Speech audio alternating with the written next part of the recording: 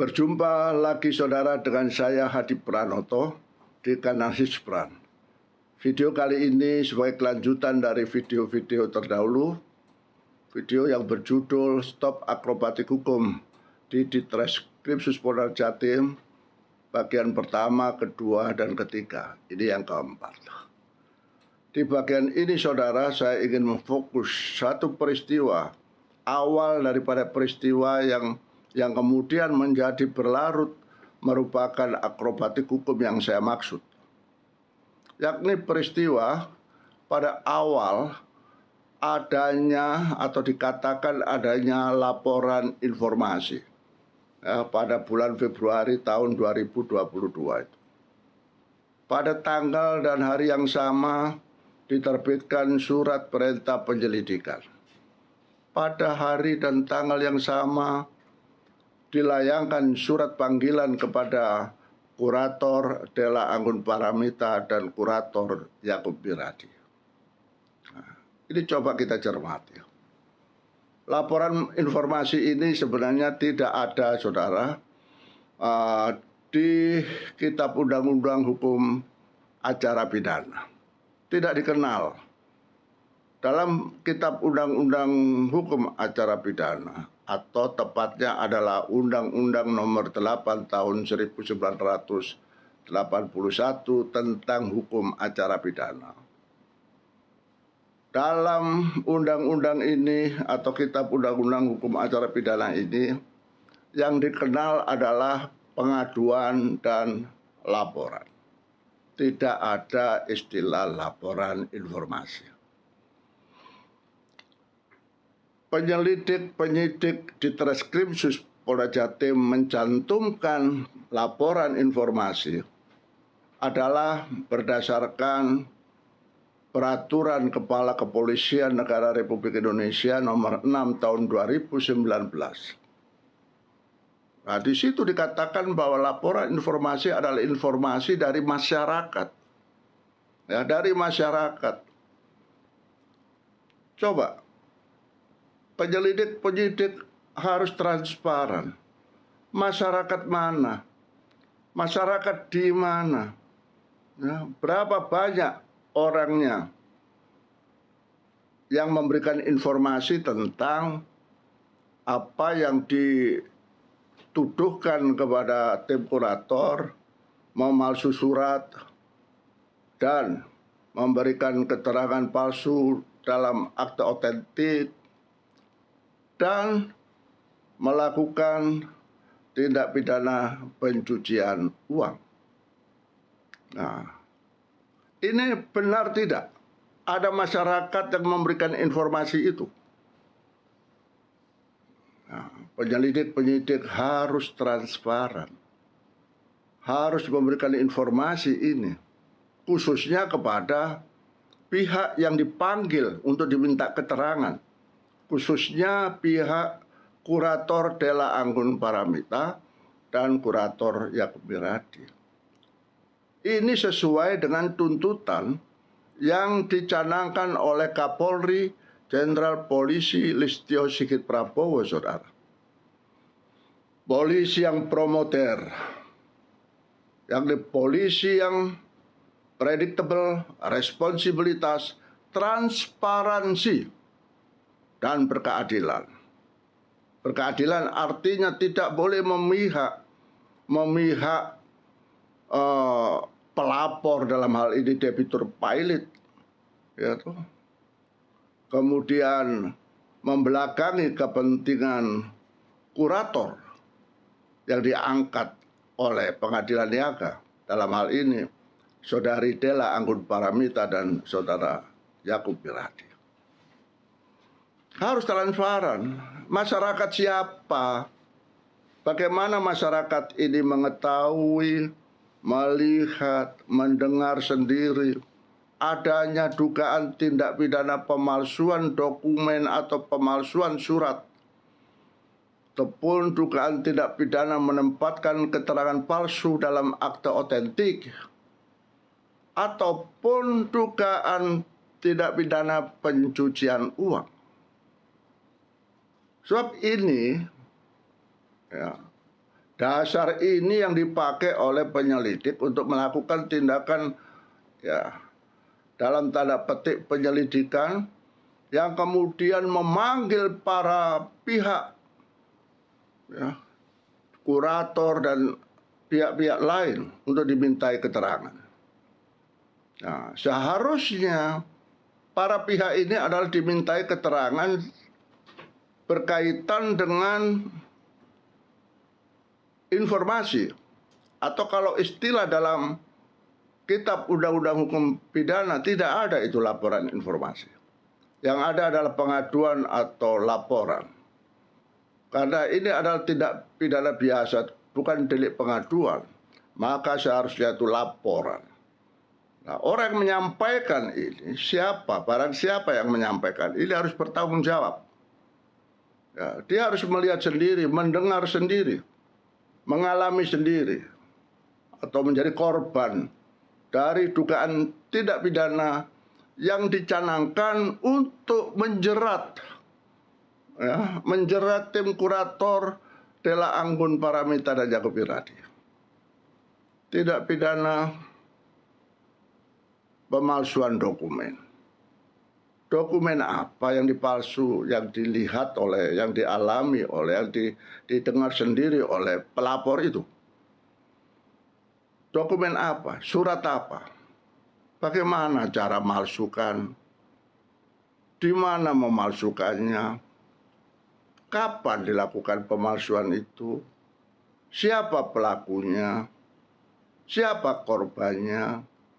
Dan kemudian berapa nilai kerugian yang diderita akibat dugaan tindak pidana pemalsuan dokumen tersebut? Juga misalnya dugaan menempatkan keterangan palsu ke dalam akte otentik. Ya. Pelapor seharusnya menjelaskan apa yang dia alami, yang dia lihat, dia ketahui, dia dengar sendiri, atau mungkin dia korbannya. Akte otentik apa, mana yang dipalsu? Ya, bagaimana cara memalsukan? Yang benar itu seharusnya isinya bagaimana? Kemudian dipalsu, diisi yang bagaimana? Dan seterusnya. Juga tindak pidana pencucian uang, saudara. Harus jelas unsur-unsurnya. Uang apa yang digelapkan, disamarkan, mungkin dibelikan barang, ditransfer, dipindahkan, dan lain-lain, yang itu harus jelas dilakukan oleh siapa, kapan, di mana. Dan harus diketahui sendiri, dilihat sendiri, didengar sendiri, dialami sendiri oleh pelapor itu. Itu disyaratkan dalam pasal 108 Kitab Undang-Undang Hukum Acara Pidana, saudara. Ya. Bukan sembarang orang bisa ngomong seenaknya, asal bunyi, asal bicara. Ini polisi tidak profesional kalau melayani barang seperti ini. Dan cara melapornya, ya, tidak dilayani dalam rombongan atau apa namanya, ya, borongan satu hari itu. Lapor, keterangan, perintah penyelidikan, langsung dilakukan pemanggilan kepada orang yang dilaporkan. Nah, mestinya pelapor itu yang mengalami sendiri, mendengar, melihat, ya, mengetahui sendiri, datang ke SPKT. Di SPKT menyampaikan laporannya. Dan di sana dipertanyakan, apa benar Anda mengalami ini? Mana yang palsu? Mana yang asli? Bagaimana cara malsukan? Dan seterusnya, termasuk dugaan tindak pidana menempatkan keterangan palsu dalam akta otentik maupun tindak pidana pencucian uang. Jadi tidak hanya ngomong ada pemalsuan, ada menempatkan keterangan palsu, ada TPPU. Itu aja. Kemudian dipakai dasar di dalam pemanggilan semua pihak adanya dugaan melanggar pasal 263, 266 dan seterusnya. Ini tidak presisi, ya, tidak transparan, tidak predictable, tidak responsibel. Atau kalau istilahnya Jenderal Muhammad Tito Karnavian, ini tidak profesional, tidak promoter, tidak profesional, tidak modern. Artinya itu primitif. Nah, hanya bekerja menjalankan syahwat pihak tertentu yang menyusahkan, membuat nestapa bagi yang dipanggil, bagi yang diduga dituduh ya, melakukan dugaan tidak pidana. Padahal tidak ada. Ya. Polisi karena kewenangannya bertugas melakukan penyelidikan tindak pidana. Benar itu. Jadi pencantuman dalam surat-surat panggilan adanya pasal-pasal ya yang dicanangkan oleh pelapor dan penyelidik. Ya, ini pun tidak cukup pada pasal-pasal itu. Sebelumnya harus dianalisa, harus diperiksa, dianalisa, ditelaah betul sebelum melakukan pemanggilan.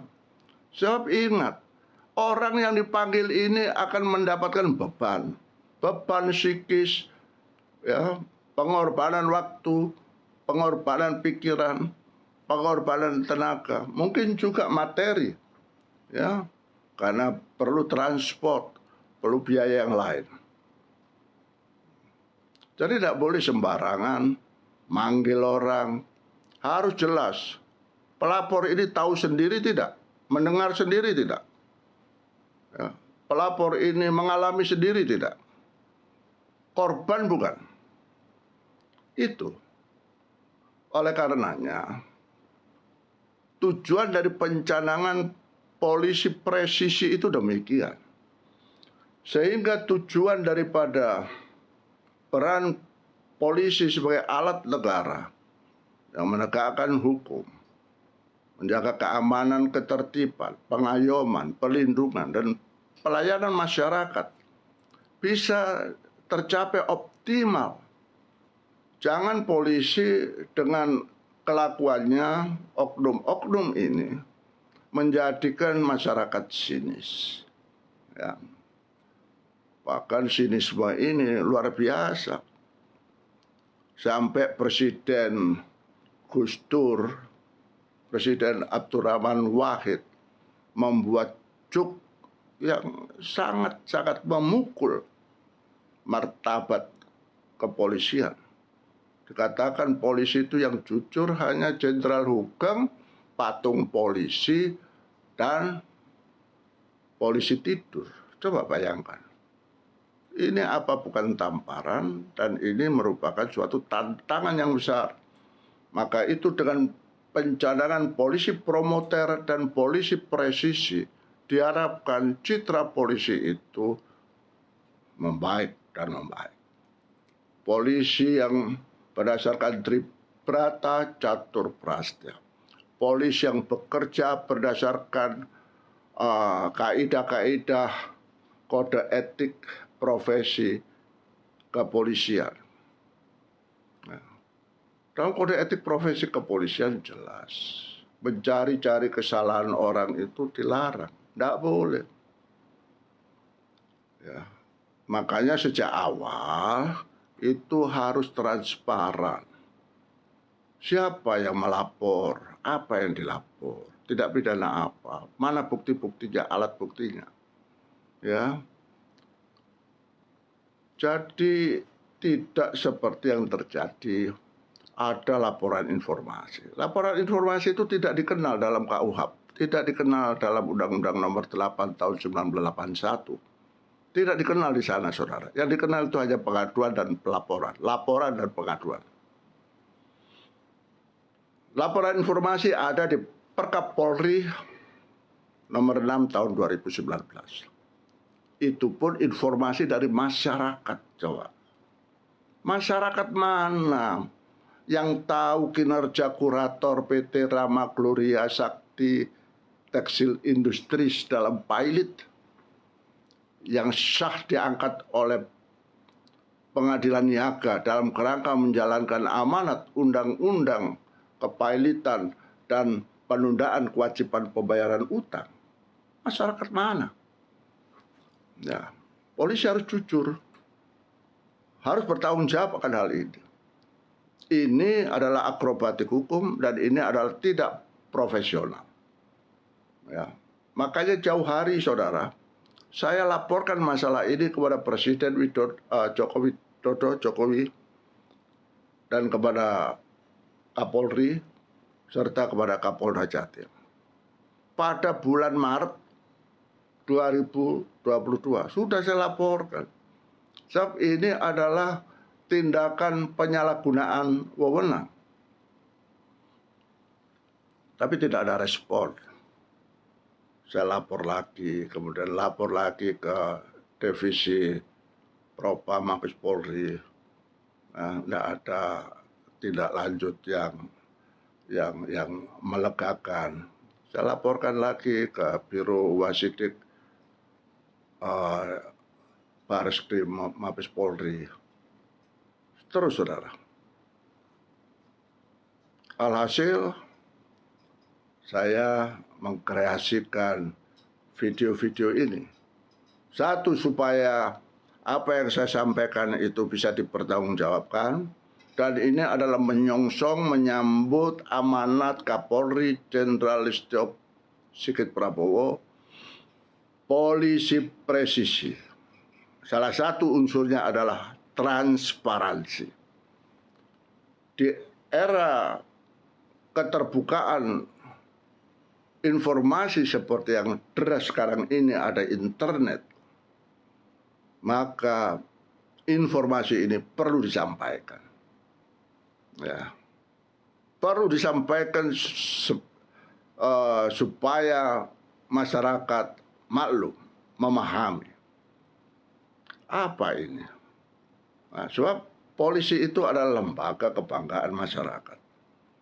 Ya, polisi alat negara, bukan alatnya debitur pilot, bisa dipakai untuk ngerjai tim kurator, sehingga tim kurator sejak bulan Maret 2022 akibat dengan pemanggilan atas dasar laporan informasi, atas dasar perintah penyelidikan pada hari dan tanggal yang sama, ya, merasa tertekan. Kurator merasa tertekan sehingga mengganggu kinerjanya. Selama setahun lebih, kinerja kurator terganggu. Ya, kurator melangkah satu langkah sudah sampai ke meja polisi. Ya, melangkah satu langkah lagi sampai ke meja polisi. Dan itu dipanggil dan dipanggil. Nah, diminta keterangan. Kenapa misalnya saudara lelang? Kenapa? Itu kinerja dari kurator. Ya. Kalau polisi digitukan gimana? Kenapa saudara mendobrak pintu? Mengapa saudara merusak jendela? Ya. Mengapa? Ya, saudara harus menembak kaki orang. Ya. Karena melaksanakan perintah, melaksanakan tugas. Kurator demikian. Demikian juga melaksanakan tugas, melaksanakan perintah, melaksanakan amanat, ya, karena dia diangkat oleh Majelis Hakim Pengadilan Niaga bersama-sama dengan hakim pengawas dan diikuti oleh panitera pengganti yang mencatat semua. Lah kalau minta keterangan polisi minta keterangan terkait dengan apa tugas-tugas yang diamanatkan oleh undang-undang kepailitan dan penundaan kewajiban pembayaran utang, ya panggil semua itu, panggil kurator, juga hakim pengawas, juga panitera. Bila perlu majelis hakim yang mengangkat apa benar ya yang diperiksa ini, yang dipanggil ini saudara Della Anggun Paramita dan Yakub Wiradi itu benar-benar diangkat oleh apa hakim majelis hakim pengadilan niaga. Apakah benar dia itu diawasi dan diikuti kinerjanya oleh hakim pengawas, dan setiap hasil kerjanya diketahui ditandatangani oleh hakim pengawas dan dicatat oleh panitera pengganti. Ini semua saudara adalah tugas kinerja dalam bingkai Undang-Undang Kepailitan dan Penundaan Kewajiban Pembayaran Hutang yang merupakan program besar pemerintah. Sekali lagi, program besar pemerintah Republik Indonesia untuk mengatasi kesulitan-kesulitan ekonomi. Dalam hal ini adalah kesulitan para kreditur untuk mendapatkan kembali uangnya. Dalam bingkai undang-undang, polisi harus menjunjung ini, mendukung ini, nyengkuyung ini bahasa Jawanya. Bukan menginjak-injak. Ini namanya kalau menginjak-injak, mengingkari, tidak mengaminkan Undang-Undang Kepailitan sebagai peristiwa perdata yang dinyatakan oleh Undang-Undang Kepailitan. Dalam Undang-Undang Kepailitan pasal 299, berlaku hukum acara perdata, bukan pidana. Jadi polisi itu hanya dibatasi menyidik peristiwa tindak pidana, peristiwa pidana atau tidak pidana. Tidak kompeten menyelidiki urusan hutang piutang perdata ada dalam Undang-Undang Kepailitan. Demikian juga misalnya tidak kompeten mengurusi sengketa tata usaha negara, tidak kompeten mengurusi sengketa hubungan industrial, tidak kompeten mengurusi sengketa pembagian waris, dan sebagainya.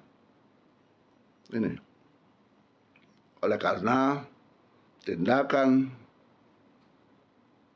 oknum aparat Ditreskrimsus Polda Jatim terhadap tim kurator PT Rama Gloria Sakti Tekstil Industri dalam Pailit adalah melanggar hukum, melawan hukum, melanggar hak asasi manusia.